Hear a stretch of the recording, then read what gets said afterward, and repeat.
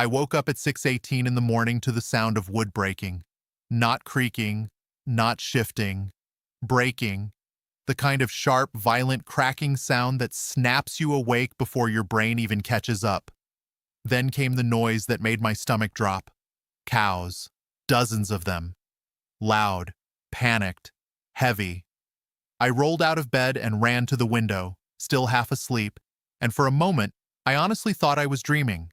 There were cattle in my orchard, huge brown and black bodies pushing through rows of young apple trees, trampling irrigation lines, smashing support posts, rubbing against trellis wires until they bent and snapped. Leaves flew into the air, branches whipped back and forth. A section of my east fence was down, and more cattle were still coming through it. And standing near the broken gate, holding a travel mug like she was watching a parade, was Diane Mercer, president of the Juniper Ridge Homeowners Association, the woman every resident called Karen when she wasn't around. Even from that distance, I could see the expression on her face. She wasn't shocked. She wasn't confused. She was enjoying it. I yanked on my jeans, shoved my feet into boots, and ran out the front door so fast I nearly missed the porch steps. By the time I got to the east rows, it was chaos. 100 cows may not sound terrifying on paper, but when they're loose in a working orchard, they become a moving disaster. They crush everything. Drip lines, saplings, fence corners, trellis stakes. They push because the animals in front are pushing. They panic because the animals behind them are panicking. Once they start, they don't stop neatly. I was shouting before I even reached the gate. "What the hell are you doing?" 2 livestock trailers were parked along the shoulder. One guy in a denim jacket looked lost. Another looked nervous. Diane took a slow sip from her mug and didn't answer right away. Then she smiled. "Maybe now you'll learn to cooperate." That sentence changed everything. Because until that moment, I still thought she was just a petty HOA tyrant with too much time and too little purpose. After that, I knew exactly what she was. A threat. And I decided right then that I was going to bury her.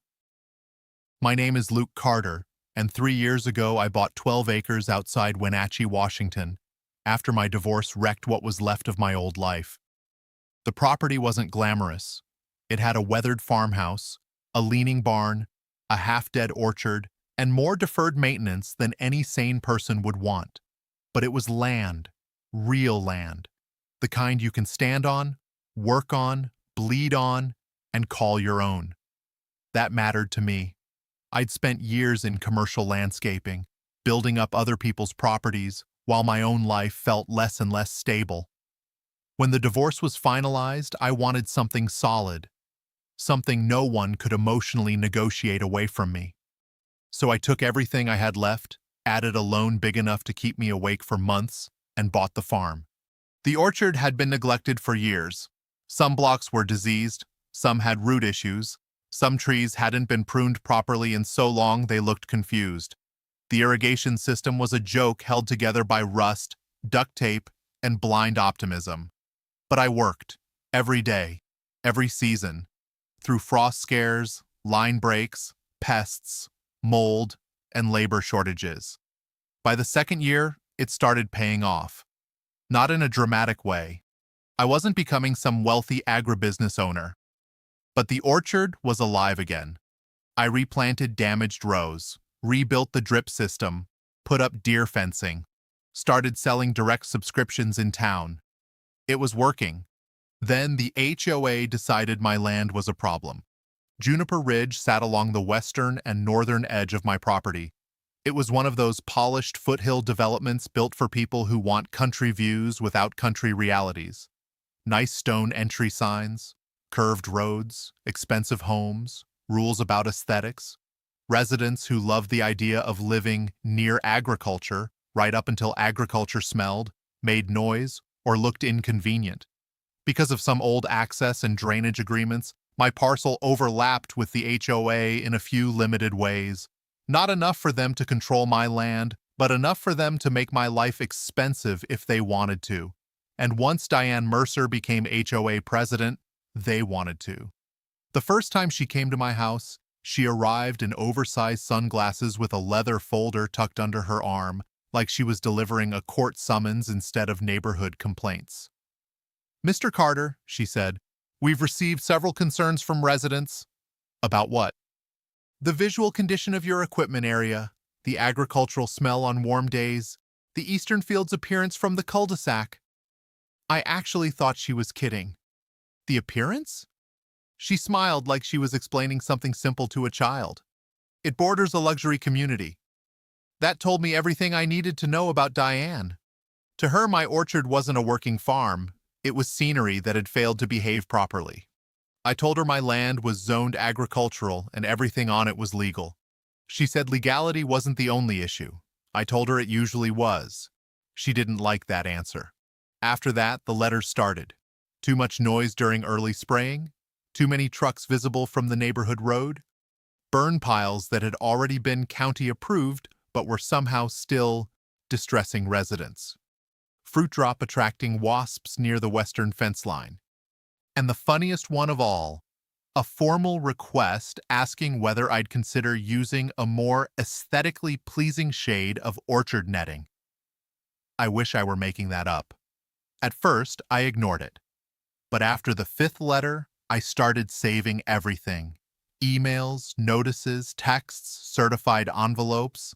I installed cloud backups, then cameras, then more cameras. I didn't do it because I was scared. I did it because Diane had the kind of personality that only gets worse when you say no, and I had said no repeatedly. Her real interest wasn't the orchard as a whole. It was my east parcel. 3.5 acres on a gentle rise with the best view in the area. If you stood near the irrigation shed at sunset, you could see the whole subdivision glowing gold against the foothills. Beautiful land. Productive land. Land Diane wanted turned into a community greenbelt extension. The first time she suggested it, I laughed because I thought she was joking. She wasn't. "A trail system there would elevate the development," she said. "Benches, native restoration, open space." "It's orchard land." "Barely," she said. That ended the conversation. A few weeks later, the HOA sent an exploratory proposal through an attorney. They wanted to discuss acquiring the east parcel. The number they offered was insulting. I turned it down the same day. Then came another try. Softer language, more talk about partnership and long-term value. One board member even met me for coffee and told me, "Communities become difficult when there's friction."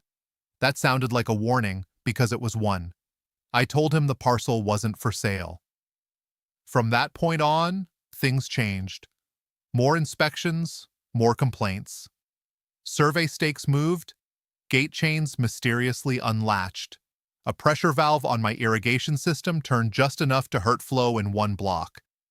Someone started walking the edge of my fence line at night. And then, 1 week before the cattle incident, Diane came right out and said it. "You're making this harder than it needs to be." "No," I said. "I'm making it impossible." She took off her sunglasses, looked me dead in the eye, and said, "You may regret that." 3 mornings later, I woke up to 100 cows in my orchard. After Diane made her little "learn to cooperate" comment, I pulled out my phone and started recording. One of the trailer drivers said he'd been told this was approved overflow grazing. Another said they were told the landowner had agreed. When I asked who told them that, both of them pointed at Diane. She tried to backpedal immediately. There seems to have been a misunderstanding. A misunderstanding. That was her word for 100 cows destroying 3 years of work. I called 911, the sheriff, my attorney, and my neighbor Luis Ortega, who ran cattle of his own and actually knew how to move panicked livestock without making things worse. Luis arrived fast, took one look at the damage, and said, "She did this on purpose." He was right. It took hours to clear the orchard. By then, the damage was done. Young trees snapped, drip lines shredded, support posts crushed, fence corners down, soil compacted, waste contamination near the basin. And all through it, Diane kept trying to reframe the event as some unfortunate confusion. That excuse lasted until deputies heard the camera audio.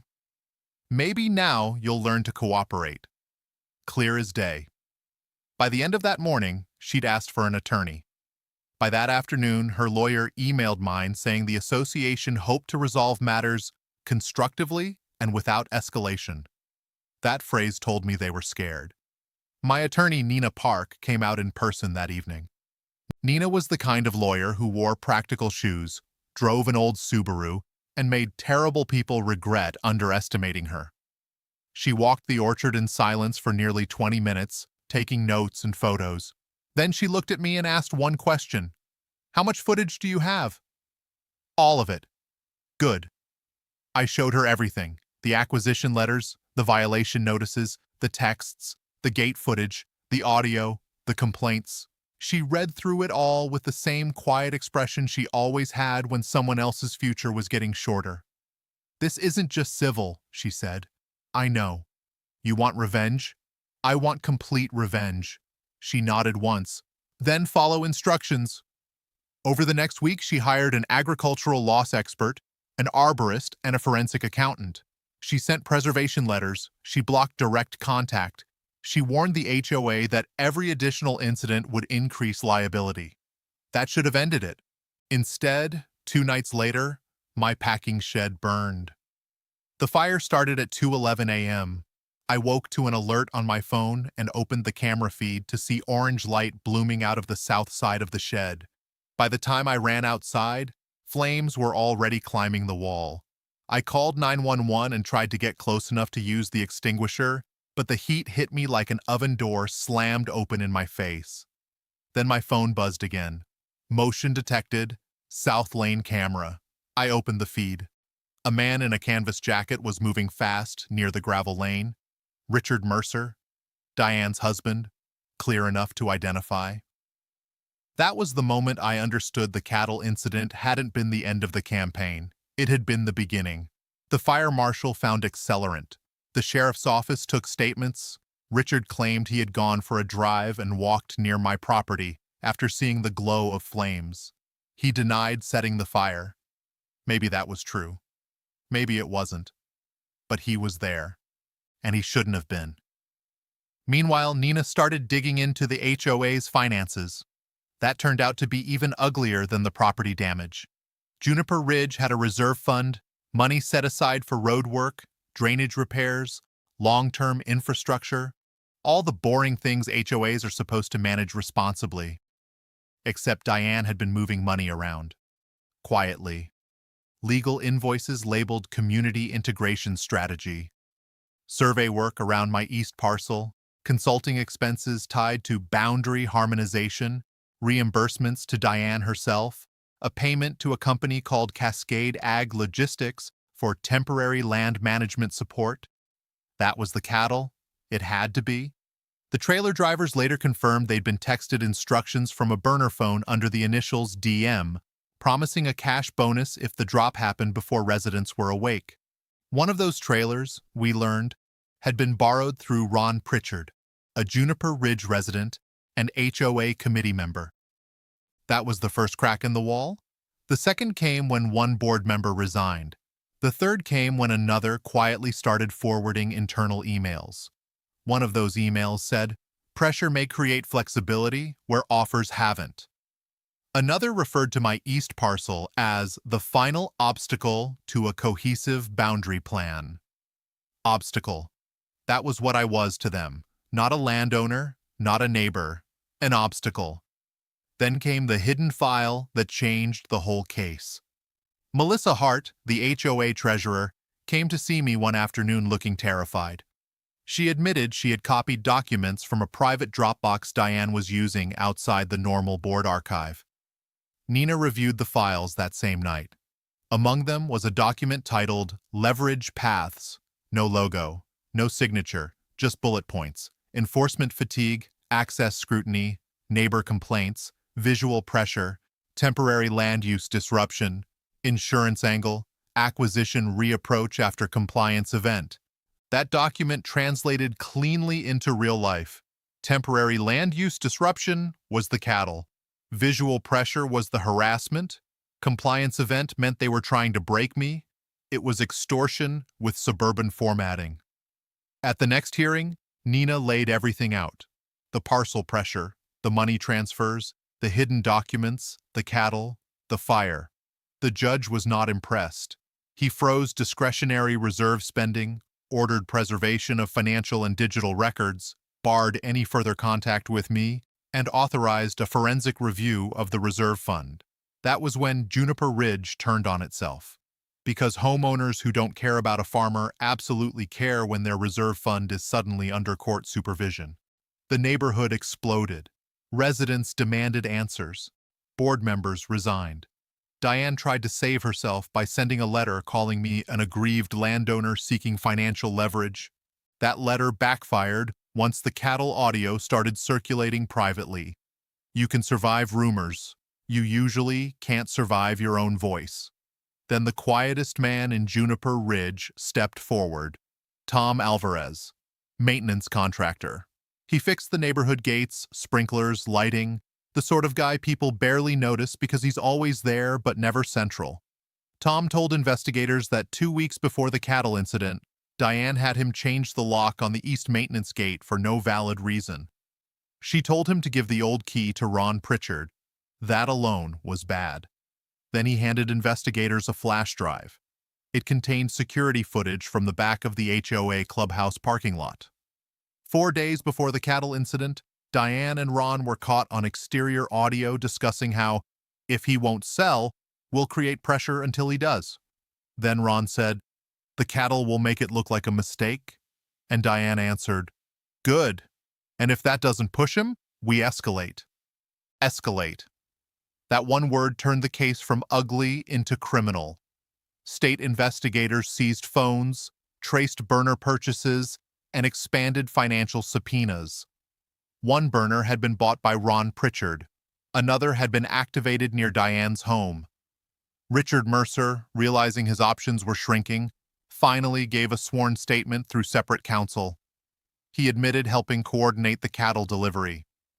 He admitted Diane framed the entire campaign as a way to force a compliance event and then reapproach acquisition once I was weakened.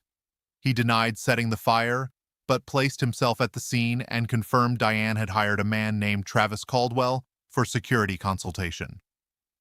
Investigators already knew Travis Caldwell. He had a record: property damage, intimidation work, borderline contract thug behavior. When they picked him up and showed him the invoices, witness statements, and camera evidence, he talked. He admitted cutting one of my younger trees halfway through so it would fail later under load. He admitted leaving the anonymous note on the trellis wire. He admitted Diane told him to make the orchard feel unsafe. He was also at the shed the night of the fire. At that point, whether Richard or Travis struck the match almost didn't matter. The conspiracy was there. The intimidation was there. The money trail was there. And Diane was at the center of it. Juniper Ridge's independent counsel moved into settlement talks fast after that. By then, the association understood something very simple. If they kept defending Diane, they were going to get destroyed right along with her. Nina and I sat across from the HOA's new attorneys in a conference room while they tried to sound composed. Their offer included compensation for orchard damage, rebuilding the packing shed, irrigation restoration, business interruption, legal fees, and a structured judgment secured in part by the HOA Reserve Fund. That was the part I cared about most.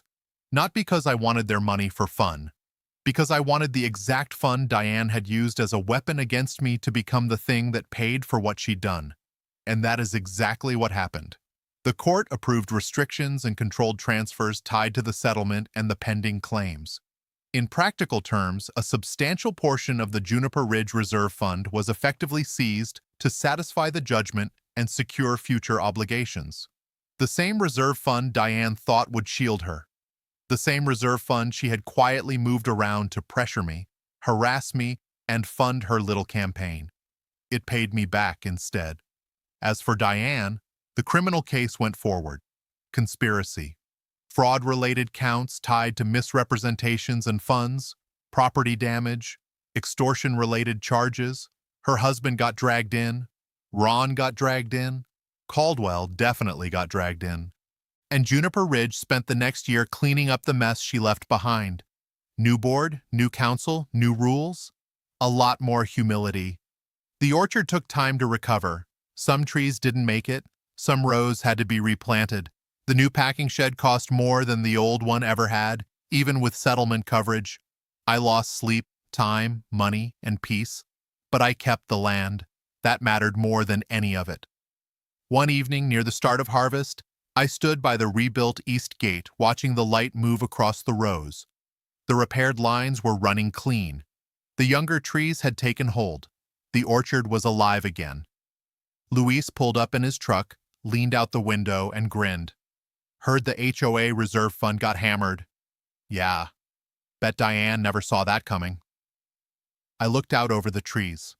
No, I said. I don't think she did. He laughed, tipped 2 fingers from the steering wheel, and drove off. I stayed there a while after he left. Juniper Ridge sat quiet above the orchard. Same expensive houses, same views, same roads, but different now. Humbled, careful. And I kept thinking about how all of this started. Not with cows, not with fire, not with lawsuits. It started the moment Diane convinced herself my land was hers in theory, if not yet on paper. That's how people like her work. They don't see ownership as something fixed. They see it as a negotiation, a pressure point, a patience game, a thing they can wear down. What she never understood was that I wasn't some investor holding acreage for leverage. I lived there, worked there, built that place back with my own hands. And there are some things people like Diane will never understand about men who build things with their hands. We get attached, we get stubborn. And when someone tries to take what we've bled for, we don't always run. Sometimes we plant our feet and make the other person pay for every inch they tried to steal. That's what happened to Diane Mercer. She wanted to teach me to cooperate. Instead, she taught an entire neighborhood what happens when arrogance meets evidence. Every broken line got photographed. Every threat got saved. Every lie got traced back to money. Every smug little sentence found its way into a courtroom. And in the end, she lost the one thing she thought mattered most: control. Because once the case moved into real discovery, her status stopped mattering. Her neighborhood reputation stopped mattering. Her polished language stopped mattering. All that mattered were records, recordings, transfers, and witnesses. And all of them pointed one way, straight at her. Now, whenever I walk the east rows early in the morning, I still notice the repaired sections first. The spots where the cattle came through, the younger trees that had to be replanted, the new shed where the old one burned. Damage leaves memory behind, so does survival. I don't think about Diane every day anymore. But sometimes when the wind is moving through the orchard before sunrise and everything is quiet, except the drip lines ticking to life, I remember the exact tone in her voice that morning. Maybe now you'll learn to cooperate. And every time I smile. Because she was right. Somebody did learn a lesson. It just wasn't me. How did you like the story? Subscribe to my YouTube channel.